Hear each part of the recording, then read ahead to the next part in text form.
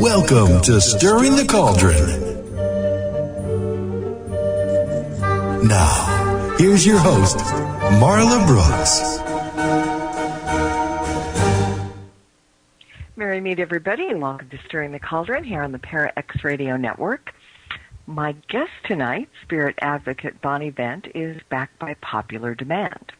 When Bonnie was here several weeks ago, the subject was Yankee Jim Robinson, but we also talked a little bit about channeling and how some very famous celebrities on the other side have come through her, and that sparked some interest in the chat room. And I got a few private messages that night asking me to have her on again, so tonight's the night. If any of you have any questions or comments for Bonnie, please send me a private message and I'll pass them on. But in the meantime, Bonnie, welcome back. Thank you, Marla. It's great to be welcomed back by popular demand, no less. Yeah, I know, really. There go the banners, the confetti, everything's flying around. Yeah. Why aren't we partying? Well, we are. You just haven't caught up yet. There's a big difference. Okay. You know, it's always a party at Parax, and sometimes... Oh, absolutely. Some of us just take a little step or two ahead, you know. So, you know, now that you're joining, it's all good. But let's explain something first for those who may not have heard your last visit. What is a spirit advocate? What does the term mean? Well, it's actually a handle that was given to me by my mother, but it's very appropriate because when you think of mediumship, normally you get a picture in your mind, and usually that picture is paying your money to a medium who connects you up with a family member on the other side, and you're sitting there with the medium in the same room. A spirit advocate actually works in the opposite direction, where the spirit person comes to me and asks me to deliver messages for them, which there is no person in the room to deliver the message to. So obviously it's a much more complicated process.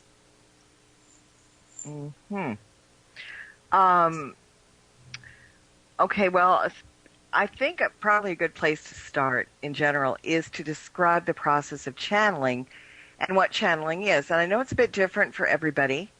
But when did you realize you were a channeler, and how did it evolve?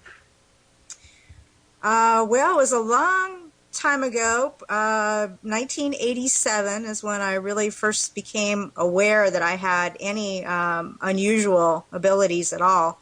And it started with a process that's called automatic writing. And that is a form of channeling. And it started in a funny way because I was sitting at my desk at work and I was very distraught and obviously, looking inside for answers. And somehow or other, I thought if I stared at that piece of paper and pencil, that pencil was going to move. I don't know why I thought that. I just thought that. So I'm staring at the pencil saying, I'm going to make the pencil move. And I hear this loud booming voice in my head saying it'll move a lot easier if you pick it up. So obviously Spirit has a sense of humor, a wicked one actually. And so at that time I started with drawings, and I'm a very analytical person and also very logical. And the drawings made me absolutely crazy because I couldn't figure out what they meant. So here I'm sitting with this picture of a woman's high heel shoe, and I don't have any drawing ability of my own, and saying, okay, what does that mean? Well, I never did figure that out. But what I ultimately did out of frustration was I said, well, if you can draw pictures, then you can write words, and then I'll know what you're talking about. Good. So it went from drawings to actual words. And just a sequence of events in my life, I was given an opportunity, and this is a long time ago, and I know that people don't like the psychic phone lines necessarily, but this is when they first got started, and you really got pretty rigorously tested. And so I went in for an interview, and here I am with my little paper and pen, and the person in the interview said, oh, no, that's too slow. You're not going to be able to work here if you do that. And so I had to drop the paper and pen, And at that point, I was actually hearing the information before it was writing it down, because writing is slower, obviously, than telepathically hearing the information. And so I was able to successfully do the reading for 2 other psychics that were already working there, plus the person who had the decision whether to hire me or not, which is the ultimate acid test. So I started working in this little phone bank area with all these other psychics and mediums and so on, and everyone had something. They had tarot, or they had runes, or they had something. And I just sat there with my little 15-minute clock, and the reason why it was a 15-minute clock was 15 minutes was $50 on your phone bill. So the phone lines automatically cut off at 15 minutes, and they had to call back if they wanted to talk to you some more. So I went through that little, which gave me actually confidence in my abilities, because prior to that I was skeptical of what was going on with me. And so it actually was verifying some things for me, that this information truly was valid and was useful to people, and so on. And I went back into the technology industry and the regular, 8 to 5 job for many years, because I had a daughter I needed to raise. And but I noticed that people were always drawn to me. Everybody was always in my cube wanting, pieces of wisdom. So it's always kind of been with me, even as a kid in high school. People would come up to me and ask me about their boyfriend problems and their girlfriend problems and that sort of thing. So for me it's been kind of an organic process, but also an ever evolving process. And after doing just the regular kind of reading situation, then I got more involved with actual trance channeling, ultimately, which is actually having that spirit person coming directly through you. And that's a trust on both sides, because you don't want to have just any old body coming through you. Right. So you have to establish a trust. And so it's like a friendship that you establish, and they trust you and to get their information out accurately, and you have to trust that they won't do anything that's harmful to you.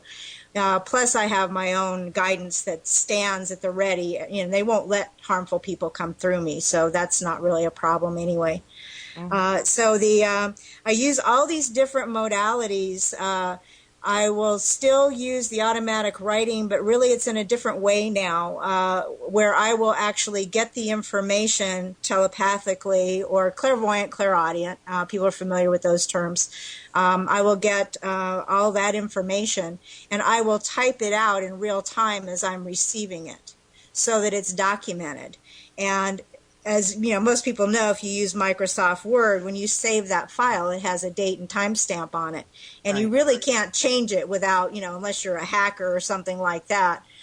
So it's a way to verify what I knew and when I knew it, and that sort of thing. So I tried to the best of my ability to validate and verify all the information that I receive, and sometimes it has to unfold over a little bit of time. Yeah, it doesn't happen sometimes in the, you can't say it and boom, there's your validation. Yeah. Right. Sometimes you can. Sometimes you go research it and there it is. But sometimes you just have to wait a little bit. So you'll notice if you look at the work on my website that, like on the Michael Jackson case, and there will be a timeline of the information I received and the validations that came in as a result of that information. Right. Now, there's a question that popped into my head when we were talking the other day, and you mentioned something about trance channeling.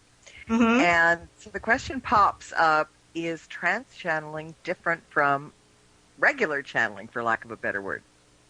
It is, because with regular channeling, at least for me, I can only give my own experiences, at least for me, regular channeling, I am fully aware and conscious of everything that's going on. I'm receiving pictures, maybe smells, like cigar smoke for Thomas Whaley and things like that. So I'll receive scents. I'll receive like a moving picture in my mind's eye. I will also hear information at the same time. And I just repeat what I am seeing, sensing, whatever.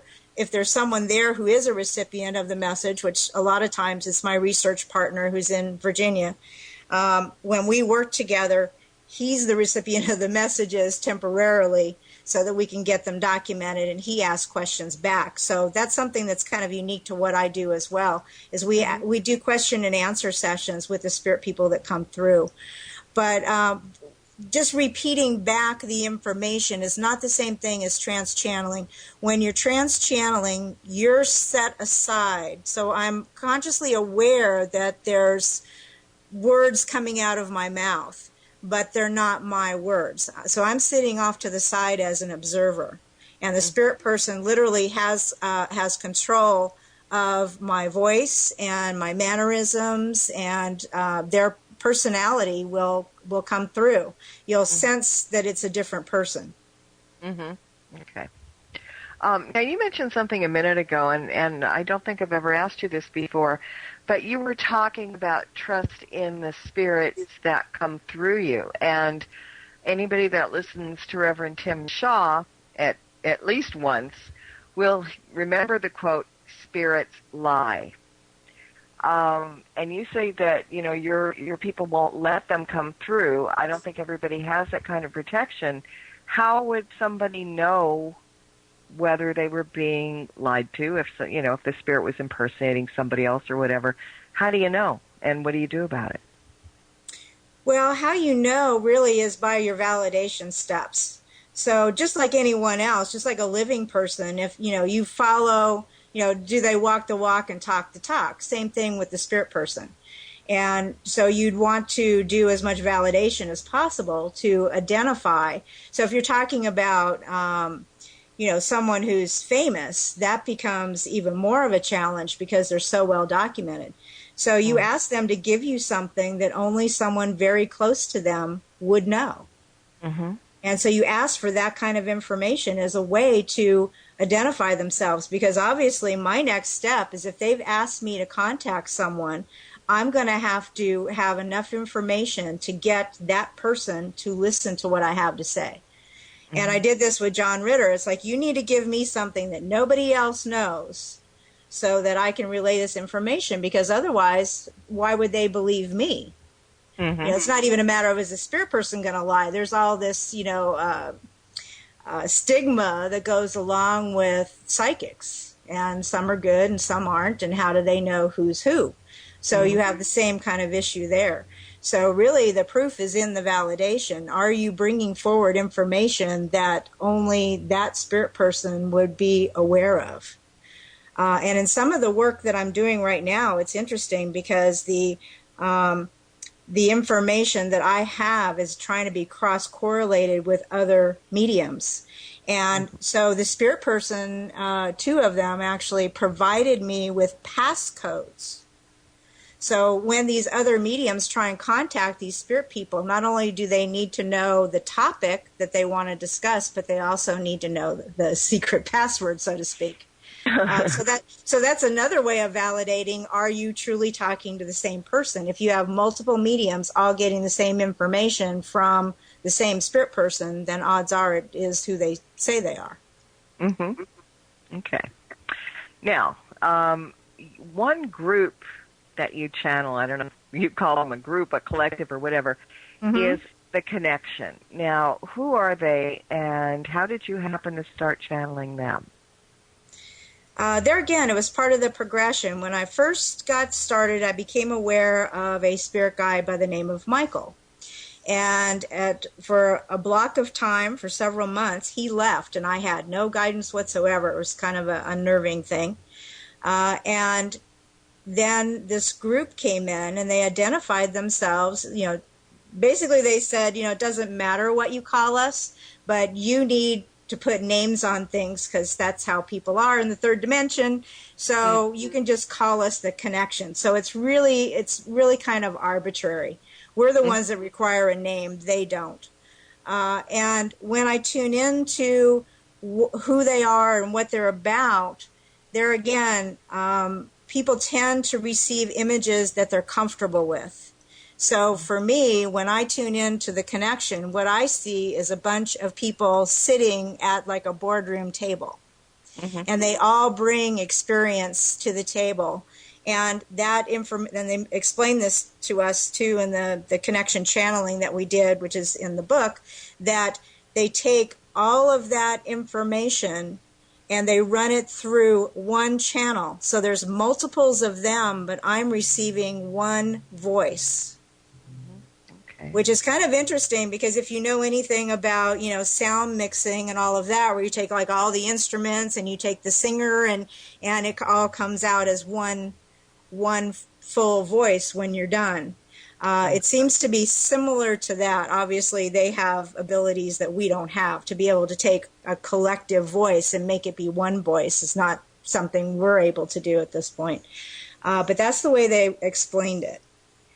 And some other people have kind of jumped on too. People that I knew when they were alive have volunteered to get on board with this group. One of them being Peter James, who people might know from the Queen Mary and sightings and all of that. Mm-hmm. And they were looking for someone who really had, just recently been here to kind of bridge that gap, because they tend to channel information that's very high level. Well, they also tend to be very straightforward from what you've told me. And you mentioned some kind of disturbing information from them, but it seems to be playing out. You want to go there for a minute? Sure. And as a matter of fact, I looked it back up because I thought, you know what, we're hitting an anniversary. And sure enough, we started the connection channeling in as far as publicly. And we ran over Ustream, and the videos are still up on my website, so you can always go back and look at them. But we started on March 16th, 2009. So we just passed the anniversary, and we ran until April 28th of 2009. And all of that information now is in the connection book, which you can get on Amazon, because a lot of people said, hey, the videos are great, but I can't go back and just I want to use it as a reference document, and I can't. So now the book's available. So that's why that's out there. And what's it called? It's called Conversations with the Dead, The Connection. Okay. And you can get it anywhere. Most people go to Amazon. It's there. Mm-hmm. Okay. Or you can listen to the actual videos, because what we did was we set up a high definition camera pointed at me, so I'm the only one who's on camera. My research partner John was on Skype in Virginia, so he's asking questions. People were invited to come into the Ustream chat box and also ask questions. So we interacted live with an audience, as well as the research partner with me trans-channeling the connection. And I don't know that it had ever been done before. Mm-hmm. I had not ever seen anyone do that before. Mm-hmm. But, I have a background in technology, which comes in helpful a lot of times. So at any rate, one of the big, huge messages that the connection wanted to convey, which they didn't put in the very politest of terms up front, was basically, they just said, well, everybody's going to die. There's going to be a lot of people dying. And I said, you can't say that. That's going to scare the heck out of people if, you just can't put it that way. And so they said, okay, we're going to say that a lot of people are going to transition. How's that? It's like, well, that's a little nicer word, but, the gist is the same. And it was kind of a disturbing message, and it came up time and time again as we were doing these channelings with the connection, that there were going to be massive amounts of people all leaving at the same time. And there was no particular designation, just that some of it was going to be natural and some of it was going to be man-made, and that they wanted everyone to get prepared. Now, to the connection, I have to say, death is not any big deal. That's nothing, it's like, what? It's like, well, you just walked into a room from another room. What's the big deal? So they don't have a fear of death, which most of us do. So they're, again, or a healthy respect for it, yeah. Right. So they're looking from a very high level, and just just putting it out there. And it really was a positive message to say that if you feel that you were brought here for a purpose, you need to work on that. Don't delay. Time is short. And a lot of people are feeling that, time is speeding up and like there's never enough hours in the day. And, do what you were brought here to do, complete what you were brought here to complete. If you have unfinished business with somebody, clean it up before you go, just kind of get your house in order was basically what they were trying to say. And this was, like I say, this started in March of 2009. Mm-hmm.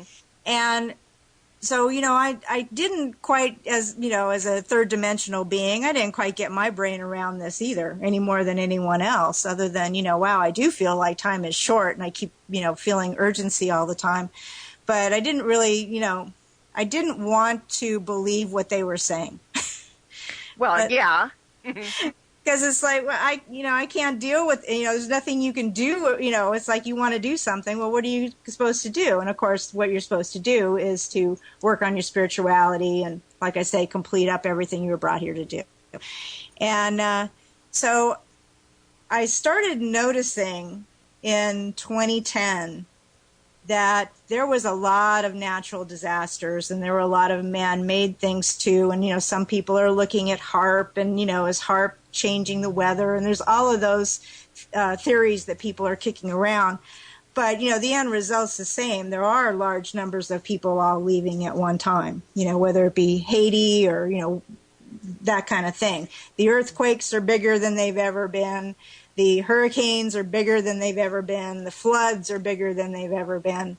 And, of course, we've got, a bunch more wars that we're also engaged in as well. Mm-hmm. And so I didn't really, it's like, well, yeah, I noticed it. And, people that knew the work, some people would write to me and say, well, hey, did you notice that what the connection said? Well, gee, what about Haiti? That's a lot of people that all just left.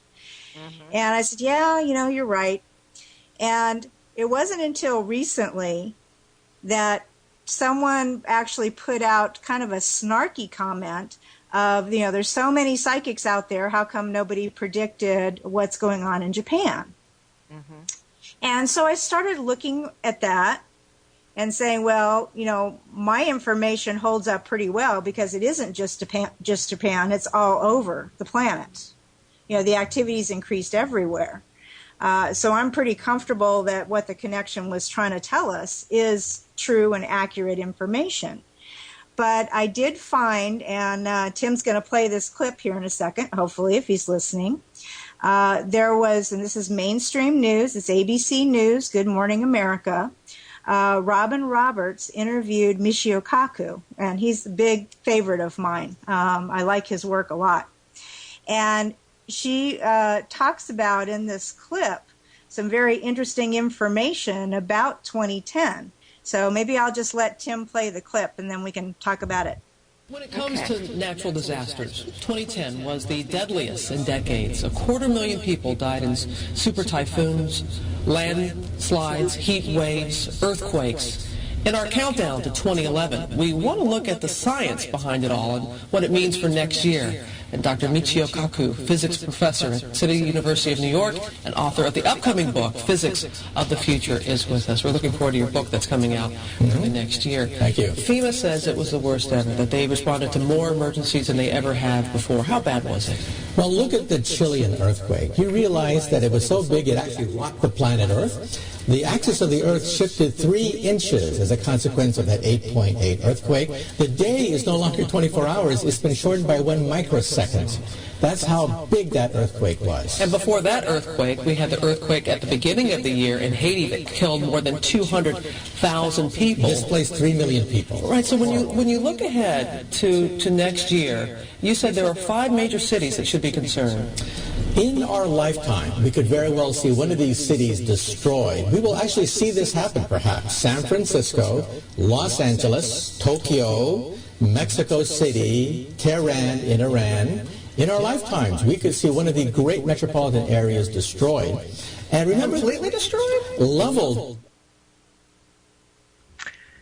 Okay. Being in one of those major cities, and that didn't help much. But yeah, well, but I'm just down the road in San Diego, so I'm not doing much better than you, Marla. I know. But I mean, it's interesting that was one of those things that was talked about and did happen. So there's your Well, validation. if you read between the lines, she's asking Dr. Kaku, 2010 was the worst in decades.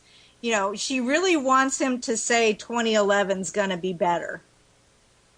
And he doesn't. He goes on to say, no, guess what? One of these cities is going to be leveled in our lifetime. And there again, he tries to tone down what he's saying too, because that was recorded on 12/30/2010. So, 3 months ago. 3 months ago. And it was 3/11 that the Japan earthquake hit, the big one, the 9.0 quake. Right. And, you can, there are people that are actually doing some really wonderful things on YouTube. They're tracking the earthquakes and the volcanoes and also the whole issue of radiation and all of those things. And they're independent from mainstream media news, which are trying to not panic people. So the information's out there and available if people are interested in finding out more about what's going on the planet. And it kind of doesn't matter if some of it's man-made now, because it's a very, very active time. Yeah, well, some people have the sensibility that, okay, they don't want to know because it's inevitable, it's going to happen, so why ruin what's left of their lives? Right. Other people want to know and sit and worry. So, it's kind of a catch-22 to know, what to do or what to believe. Now, the other thing you mentioned to me the other day was something that I scribbled down really quickly, and it needs further explanation. I wrote down the words Google Earth and Big Box. What's that all about? Well, and there again, it does need to be validated, because I have not had the chance to actually validate the information. But if people want to go take a look at this, there's a YouTube video that's out there, and I think you have a link to it, Marla, if you want to stick it in the chat box for those that want to take a look. But basically what this gentleman is saying is that he found coordinates for what he considers to be Planet X or Nibiru, whichever one you want to call it, and that he went and tried to look up those coordinates on Google Earth facing out at the sky.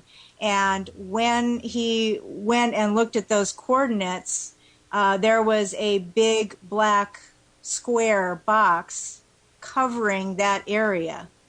Mm-hmm. And he zooms in to say, just so you know, there is something behind this black box. It's not just dead space with no stars in it.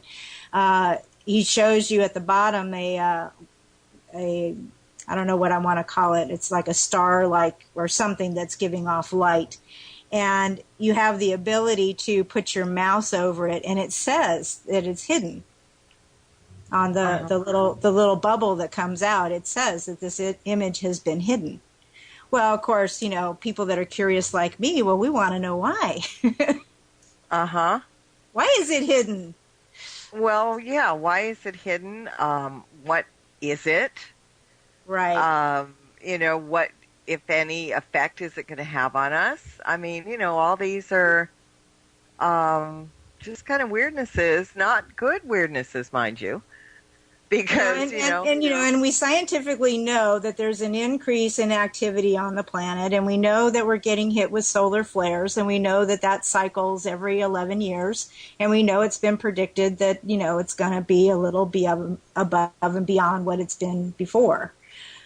So there again, when I go back to, back in 2009, when I was channeling the connection material, we were blissfully ignorant of all of that. Yeah. and so it comes back. Yeah, I know it.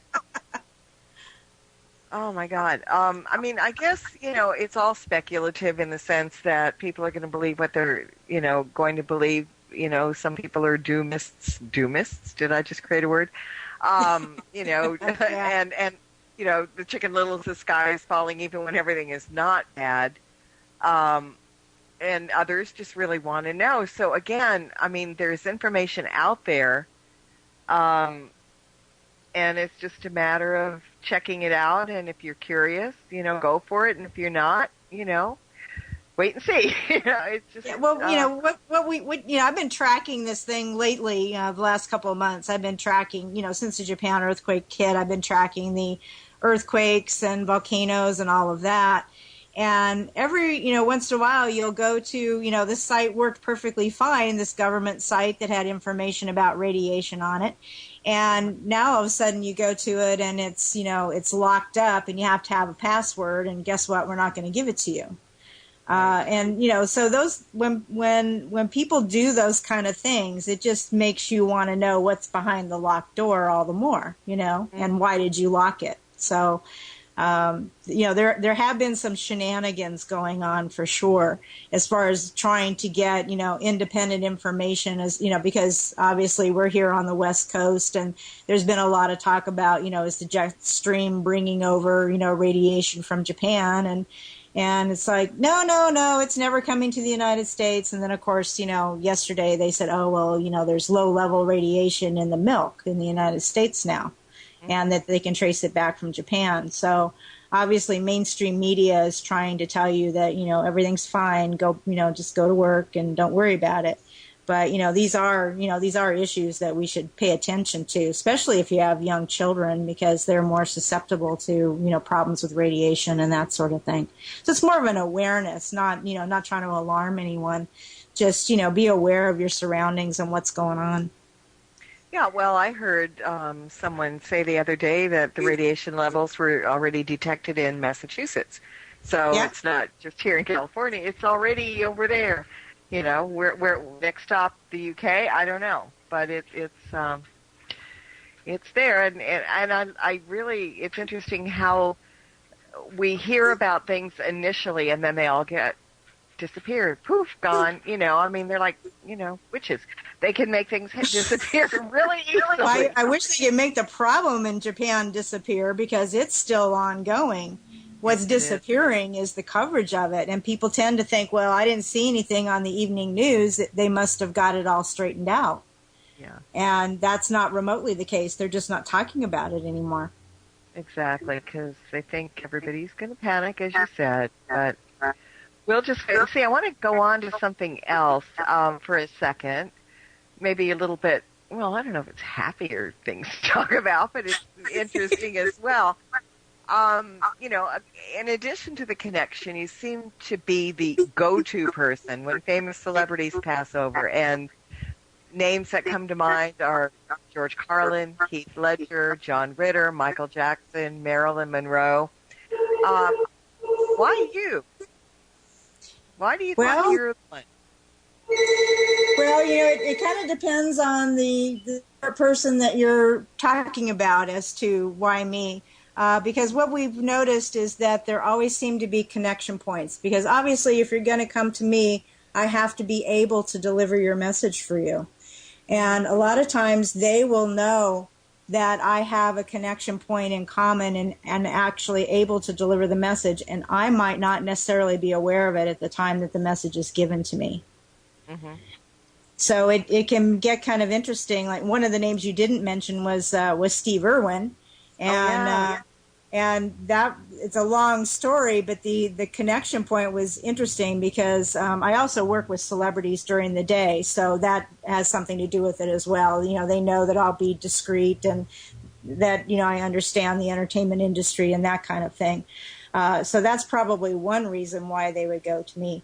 But in the case of Steve Irwin, it happened to be that I was working with Butch Patrick, and he has a Yahoo group, and I was just sending out an announcement, and it was right after Steve Irwin had passed, and I had some information. I had no idea how I was going to get it delivered, and there happened to be a person in that Yahoo group who was a school chum of Steve Irwin's.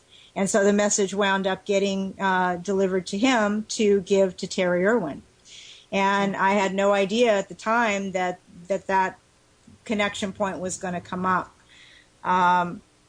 Michael Jackson, there's a lot of connection points. He was a big fan of classic television. Most of my clients are classic TV people. Most of them had met Michael Jackson. A couple of them, Michael Jackson had been in their homes. And so there was the connection point there. Also a connection to San Diego because his youngest was born here in San Diego. Also a family member came forward when the first information came out. And, she's not a famous family member, but she's a family member that is here in San Diego, and she just happened to be working with my daughter at the time. Mm-hmm. And there again, this is part of the criteria for some of these messages, especially with Michael, was that he wanted public statements put out. So you have to have a medium who has the ability to create a video, and there's not very many of them that can do that. And so you have to have a combination of a technology background to be able to get some of these messages delivered, as well as contact or the ability to contact the ultimate recipient of the message. Mm-hmm. I had a question from the chat room, since you do speak to many celebrities that are on the other side. Karen said that her mom was a very big fan of Elvis, and has he ever contacted you? No, No, I actually received an email today from someone who wanted to know about Elvis Presley.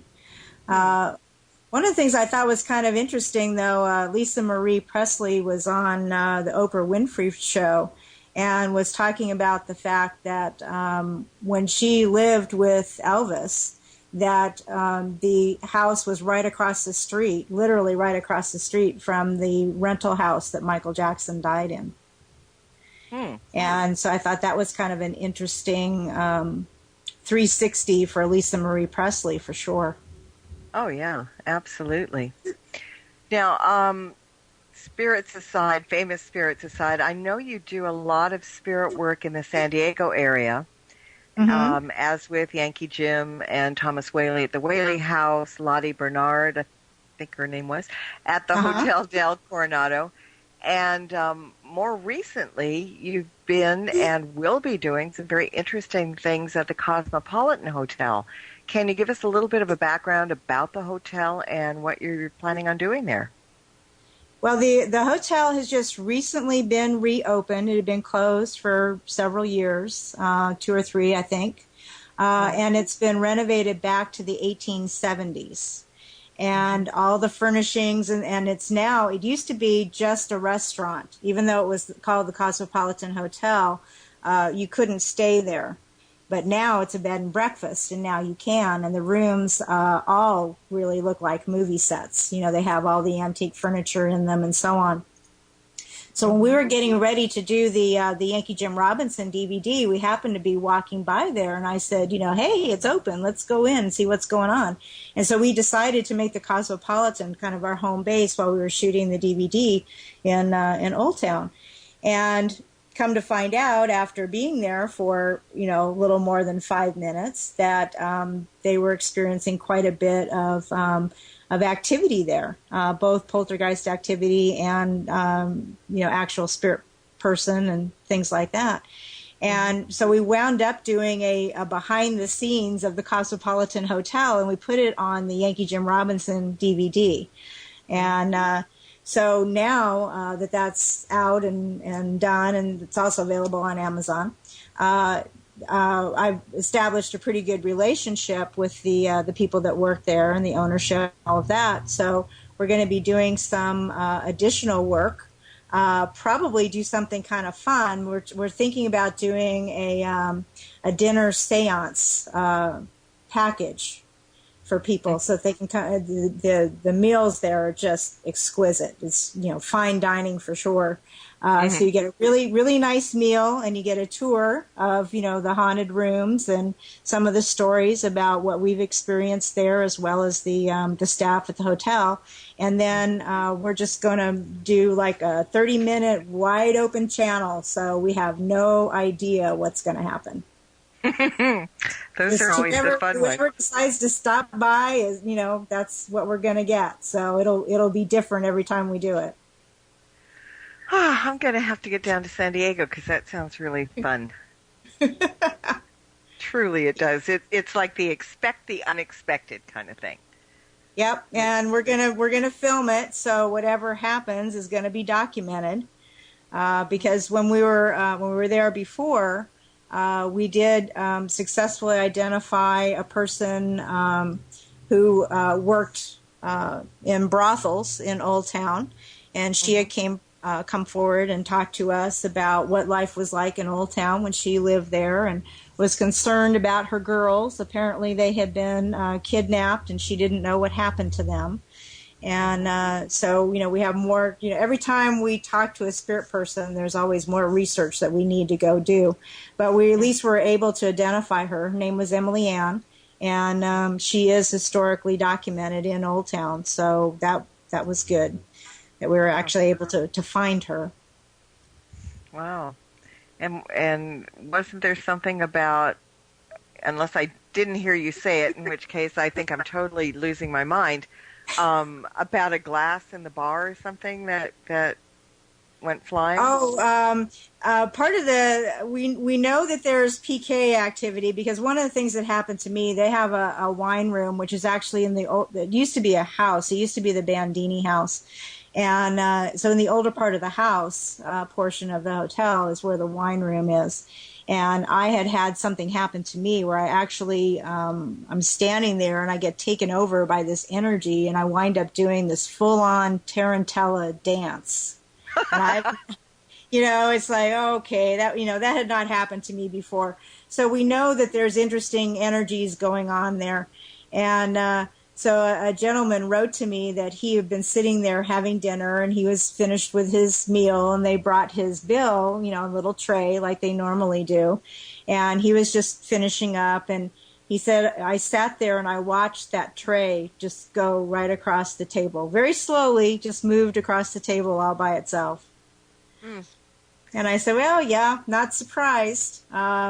I've had, my hair touched and, touched on the shoulder and things like that. So I know that there's one spirit person of the male persuasion who's hanging out in the sala area of the hotel. So hopefully when we start doing these channeled sessions, we'll be able to get more information about that person. Mm. But he does like the ladies, that's for sure. Well, that's always a good sign. Somebody in the chat room just put down an interesting question. She had asked if you had been in touch with Elizabeth Taylor. Now, that only rang the bell to me because Elizabeth Taylor and Michael Jackson were so close. Right. Have you heard from her? Would you even expect to? Do you go on the theory that... Well, no, you don't. I just answered my own question. The question was, do you go on the theory that once spirits are on the other side, it takes them a while to rest? However, with Michael Jackson, he came to you almost immediately. No, as a matter of fact, my experience is exactly the opposite. Really? They come to me right away. And I'm not sure where that particular theory comes from, other than if you're doing readings for living people, it would probably be appropriate to wait for them to get through the grieving process before doing a reading for them. Mm-hmm. So I think that that's probably where, it's not the spirit person that needs to rest. It's the living person who's grieving that needs to not go race off to a medium right away. So I think that's probably where that came from, and it got twisted around. In my experience, they come to me right away if they have an issue or a message that they want communicated.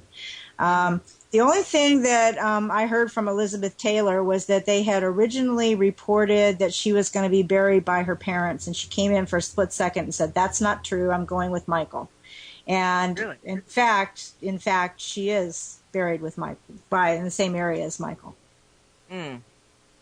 That's kind of interesting. That was just something that, she was, and every once in a while, Michael looks over my shoulder, too, while I'm looking at things on the Internet, and he'll make comments, and every once in a while, something will be typed into the message board that's actually him. And I don't make a big deal of it. I just type it in there for him, and it just, people that know him and his energy can tell. Most people probably not. But for the most part, they tend to be thank yous that he's wanting to put in there. When they got the name put back on the school, he was very happy about that, and said it was all about the children, and he was very happy that that happened.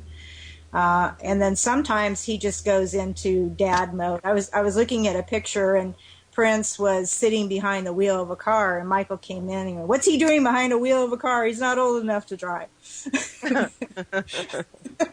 his sometimes son Prince, he's not the singer Prince. Yeah, I mean, it's got to be, really interesting to be in your head sometimes with all this stuff going on. Sometimes it is, and a lot of times it's a huge burden because the Michael Jackson case is very complicated, which is kind of an understatement. And he's very, very clear that he was murdered, and it wasn't just Dr. Murray, that he's the pawn in the thing, and to follow the money, and very much the same things that the family has now started coming out more publicly and talking about. And the thing with the missing hard drives, and that they were not taken by his family, and all of those little pieces of information. And there's a really good interview that LaToya Jackson did, and it was not for mainstream media, so I think she went a little bit farther than she would normally. And she validated a bunch of things, the second autopsy, which he had told me about that, and that they had to go back and collect hair samples and all of those things. And so, because there was a tabloid story that his body had been exhumed, and I posted that because he actually came to me in a dream this time, and he had showed me the inside of the mausoleum, and I was like invited, like I was, in the line for the viewing of the body kind of thing. Mm-hmm. And so when I got up to the casket, I could see through the glass, and I could see his face, and I put my hand down on the glass, and I said, "I'm so sorry about what happened to you." And then I walked away down this hallway, and he was standing there in the hallway, and he came up to me and just gave me this really big hug. And so what he was trying to tell me was that he was actually interred twice. And if you listen to the interview, LaToya is saying, yes, 6 weeks later we had to go back and get all these samples and stuff because of the trial. And so that's the first time she's actually publicly stated that. Mm-hmm. So, when you asked me earlier about, how do you know that it is the person that they say they are? Well, not very many people knew, obviously, right, that, that had happened. And right. So obviously, Michael would have been aware of it, and he was just trying to inform me about it. Mm-hmm. And that I was going to hear about it because it was a shock to me when I heard about it, because I thought, how barbaric to do that. Mm-hmm. And he knew it was going to be upsetting, so he came to me in a dream and he told me about it ahead of time. So when the story broke, I said, okay, I knew this. I still don't like it, but I knew it. Right. You've got a few books and DVDs out there that we've talked about a little bit before. Do you want to tell everybody what they are and where they are? Well, the easiest, you can literally get the books anywhere, but most people race to Amazon. So there's actually two books on Amazon. One is The Conversations with the Dead, The Connection. The other one is a non-paranormal book, which is a how-to book on publishing. So if you want to publish your own works, it's a step-by-step tutorial on how to do that and get in all the digital formats and so on. And then we have DVDs. We have Conversations with the Dead and Evening with Marilyn Monroe. That's a trans-channel session that took place at the Hollywood Roosevelt. And it's very, very interesting because you can really see her personality coming through. And she talks about things that you wouldn't even think she'd be talking about. But also a very good, very positive message about, everybody seems to want to be famous and be an icon. And she was just trying to say, hey, it's not all it's cracked up to be. And so very, very good message there. And then the most recent one is Conversations with the Dead, Yankee Jim Robinson Speaks Out. And we actually go back through the legend, which is not correct, and give you some information as given to us by Yankee Jim Robinson and also Thomas Whaley as to what really happened, and then the historical validation that proves that the legend is not correct. The legend being that Yankee Jim Robinson was hung on the grounds of Whaley House before the house was built. That's not true. So there's a completely other different reason why Yankee Jim Robinson would be hanging out at Whaley House. Okay. Very quickly, because we've got like 30 seconds, give out your website so people can go check out your stuff there. Okay, well, for the paranormal, it's bonnievent.com. For the celebrity booking, which is my day job, that's genesiscreations.biz. Great. All right. Thank you, Bonnie. Everybody's applauding you already in the chat room. I can see that, which is very cool. And we will definitely have you back because there's way too much to talk about that we haven't even started to. I want to thank everybody for listening in tonight. And until next time, everybody, blessed be and merry meet again. Good night. This has been another edition of Stirring the Cauldron with Marla Brooks. Be sure to tune in next week at the same time for another great guest and more fun. Any rebroadcast or other use of this program without permission is strictly prohibited.